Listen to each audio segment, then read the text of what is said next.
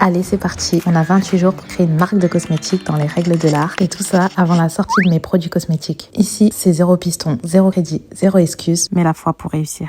Ok, on a tous trop hâte, mais là, il reste plus que 6 jours avant le lancement officiel. Et je vous amène avec moi dans ma première production en laboratoire. Bon, ça, c'est très spécifique à la cosmétique, donc je ne vais pas rentrer dans les détails pour pas vous endormir. À la base, je me suis dit, c'est bon, Anlia, tu vas tout déléguer. J'ai pas envie de rester coincée en laboratoire, mais en fait, j'ai pas réussi. J'avais trop besoin de gérer tout de A à Z. En fait, c'était trop tôt pour moi.